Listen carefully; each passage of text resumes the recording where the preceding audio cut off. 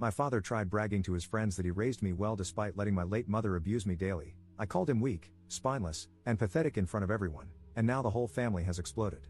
Posted by you/artistic minute 4365. My father has always been against any confrontation or arguments. He is extremely passive, refuses to stand up for himself, and avoids any conflict. If someone isn't paying attention while walking and bumps into him, he insists it's his own fault. If his employer messed up his salary, he wouldn't bother fixing it. If a mechanic didn't properly repair his car, he would just accept it as is. This unfortunately resulted in a tumultuous childhood with my insanely narcissistic mother. She controlled his every move. She got him to quit his job and become a stay-at-home dad. She had him do every chore. She insulted him at every step. She cheated on him relentlessly and even brought affair partners into our home. She enjoyed making his life miserable every day, and he never questioned it. My extended family, God bless them, were there for me as much as they could be. They tried for years to make my father leave, but he never budged. When she directed her anger at me, in the form of screaming, insulting, or general demeaning, my father never once found the guts to stand up for me or support me. When I was a kid, if I cried to my dad about something my mom did or said to me, he would sweep it under the rug or insist I forget about it. He would even try to justify it. As I grew older, it really set in for me how messed up this was. My mother gladly kicked me out of the house when I was 18, and my father just sat there looking sullen. He didn't say a damn thing. I joined the Air Force almost immediately and got stationed on the other side of the country.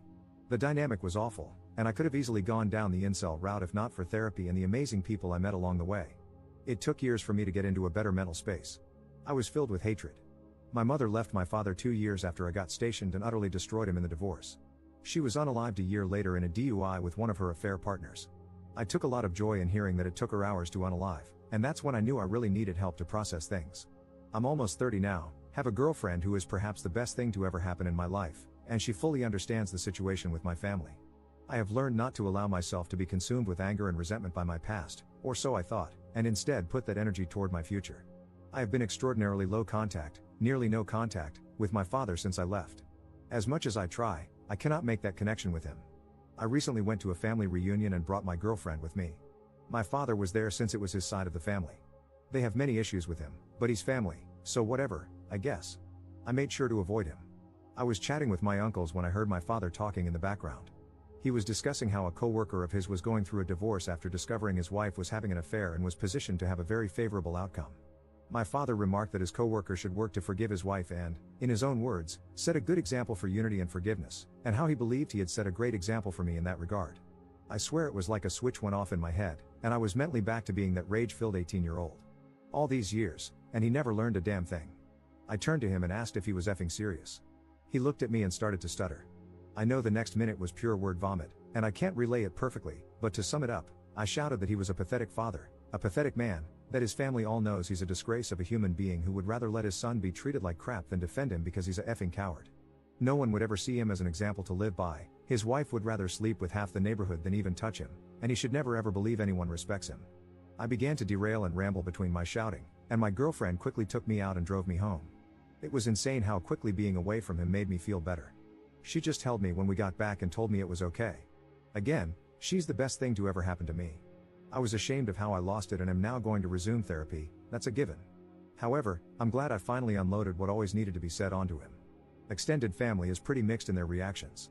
His brothers, my uncles, said it was time for him to hear it from me. My grandparents are pissed that I did it in front of the entire extended family, with some saying I should have done it behind closed doors instead of in front of everyone. Relevant comments. Commenter. All I can say, based on your post and this interaction, is that your anger is deeply misguided. You're failing to recognize the truly horrifying thing. You're behaving like the very mother you should actually hate. Ops response. Oh, trust me, I fully hate her as well, but she's gone, and there's no use holding a grudge against a dead person. I had hoped, though, that after his son made him an outsider in his life, his family openly joked to his face about his failings as a father, his ex-wife drained him of everything and left him starting over in a one-bedroom apartment, and his friends slowly left him one by one out of embarrassment, that maybe, just maybe, he would have had at least one moment to reflect and consider that he should have done things differently. Update 2 days later. Thanks for the advice and recommendations, even among some of the responses calling me the jerk. However, some of them needed to be addressed because they were either hilarious or cringe-worthy. Some of the responses were very angry, and they confused me at first, until I saw their comments further down or checked their profiles and saw rants about double standards or complete non-sequitur ramblings about women.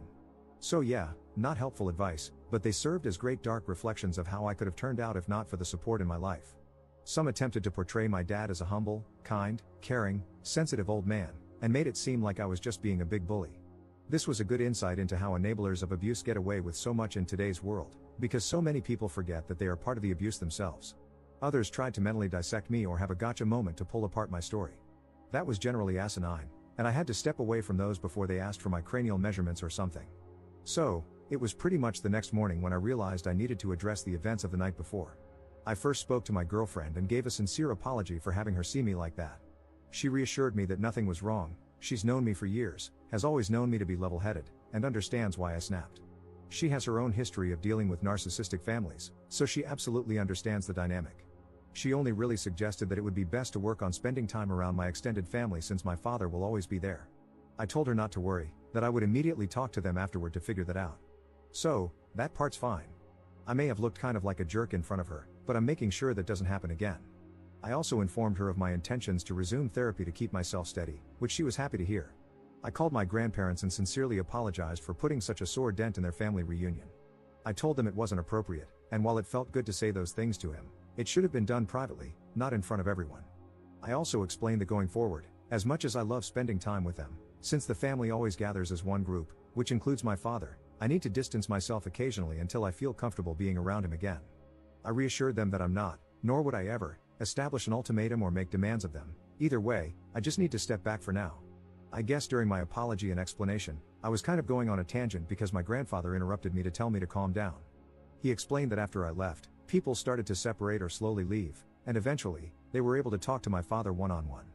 Apparently, seeing me freak out led to my grandmother having a mini freak out of her own when she spoke to my father, which resulted in her kicking him out. While I have a great relationship with both of my grandparents, my grandmother has always been extra protective of me, so seeing me that way must have set off a fire in her. My grandfather then said that it's become a bit of an open family secret that my father is failing. His brothers taunt him about it, and they generally don't have a great relationship with him, while for my grandparents, it's always been uneasy. But seeing me the other day and how much it still affects me has really clicked for a lot of people that the situation was truly bad. They began to apologize, saying they were sorry if they didn't do enough, to which I very adamantly responded that they did more than anyone could have expected. It got very emotional for a minute, but it culminated in them telling me that they've decided to distance themselves from my father for the time being. They've given him the ultimatum that unless he does some deep introspection and regularly goes to therapy, that distance may become permanent. My extended family, I've been told, are going to try and reach out or call, but I asked my grandparents to relay to them that it's not necessary, and that I'm fine and sorry for ruining the day. Once again, they told me I shouldn't apologize for being hurt. Since then, a few extended family members have sent some messages, with the general consensus being that it's okay, though some older members are complaining about my lack of respect toward my father. And finally, I texted my father, hoping to meet at a local coffee shop for a final talk.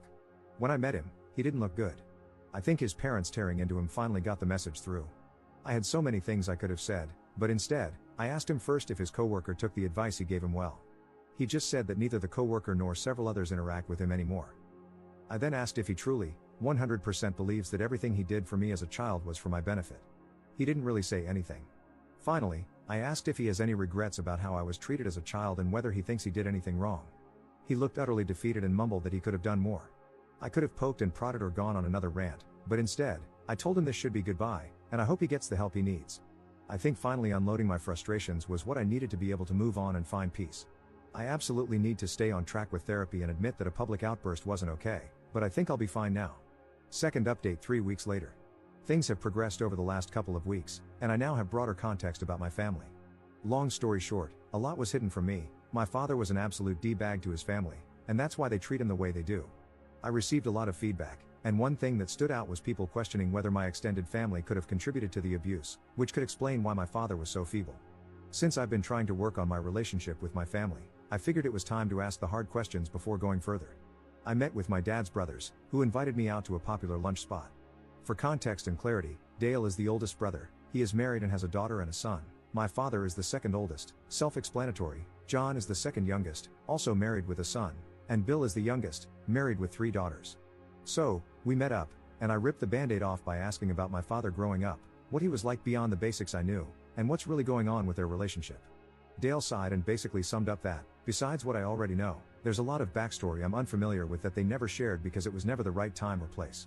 What I've always known is that my father was fairly normal when he was young. He was a little shy but fantastic academically, played sports occasionally, and had a close-knit relationship with his brothers. However, everything started going downhill when he met my mom during his junior year of high school. What I didn't know was that my father was a guiding figure for his two younger brothers and was generally seen as one of the nicest people, with a bright future ahead of him. My grandparents adored him, and he even became a bit of a golden child, but no one minded because of how well he treated everyone. The reason his family doesn't respect him now is due to how his behavior changed once my mother became attached to him. It started out simply: my mother acted rude and distant toward the family. They weren't huge fans of her, but since my father loved her, they tolerated it. She became possessive, slowly isolating my father and convincing him to give up his ambitions and goals. The family grew concerned and spent a long time trying to talk to him, urging him to leave her. My father didn't budge and began lashing out at them. When I was born, my extended family tried to approach my father about my mother's attitude. My father became angry and even threatened to report them for harassment. He was in complete denial about her behavior. When Dale's wife was struggling with fertility issues, my mother sent her appalling and cruel messages. Furious, Dale confronted my father, but instead of defending his sister-in-law, my father told Dale to drop it and even justified my mother's behavior. Dale punched him, and the situation nearly involved the police. From that point on, Dale hated him. John grew to despise my father when my mother insulted his son, who has mild physical disabilities. Instead of defending John's son, my father made a joke about what she said, which solidified John's hatred for him. Finally, Bill, who had always idolized my father, tried to tell him that my mother had made a pass at him and urged him to get a divorce. My father's response was a furious call filled with hate and words that completely severed their relationship. To sum it all up, the more time my father spent with my mother, the more he began to mirror her attitude. When my family saw signs of abuse toward me and tried to intervene, my father threatened to lie and accuse them of worse things. My mother had money and lawyers, and she could make their lives hell if they tried anything, and my father was fully willing to let her. They were stuck and could only do so much at a time.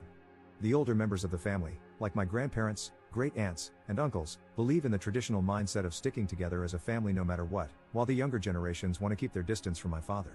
They're all stuck between a rock and a hard place.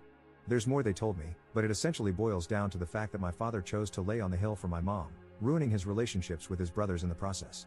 And when she died and left him destroyed, he probably had to come to terms with the fact that it was all for nothing. My grandparents seem unwilling to accept that he's truly lost, or maybe they still hold out hope that he can fix his life. Who knows? It's been a lot to process, and my father confirmed all of this when he called me to ask about family therapy with us. I cut to the chase and asked if what I heard was true, and he said yes. I might have agreed to family therapy before, but now I have no idea. Notable comments.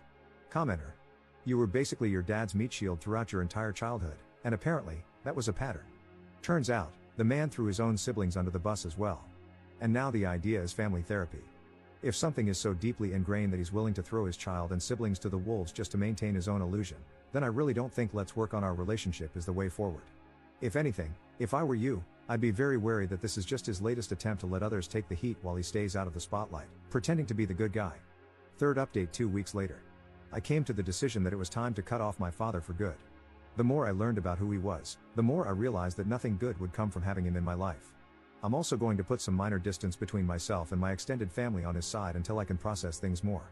There's just a lot to work through there. I met up with my father one last time in a coffee shop to talk things over. I asked him one last time, why? Why did he do all this? Why did he let his wife treat everyone like crap? Why did he treat his family and me like crap for her? Why did he do all this? He tried to weasel his way out, but I absolutely demanded to know. And he basically answered that it was because he loved her. Yep, that was his stupid answer. He loved her and just clung to her no matter what she did. No matter how much she hurt him or others, he was an insecure man who latched onto the first woman who showed him attention. Even when she slowly destroyed his life, he thought it was better than trying again. I just got up and told him to fix his life, but I wouldn't be a part of it. I hope he has the sense to understand why. No matter how he tried to word it, I had 2 abusive parents. He didn't say anything, just stared at me. Which leads to last night. I got a call from my grandparents that the night before, my dad had tried to call his brothers and make peace. Unfortunately, from what they said, he did it in the most lackluster, avoidant way possible, sparing himself any guilt. That didn't go well. After recent events and old wounds being dug up, they gave him a verbal lashing that made mine look microscopic in comparison. My dad hung up and lost his crap, decimated his entire apartment before packing up what was left and driving off. They only found out because one of his brothers came to check on him. From what they can tell from the few texts they've received, he's lost his mind after decades of crap and is driving to the other side of the country to start fresh. Also, from the minimal communication they've had with him, he's acting incredibly vile toward them, and they say he seems to be acting just like my mother. Edit. Things are progressing/spiraling very quickly, and I'm expecting this whole insanity parade to come to a conclusion within a few days at this rate.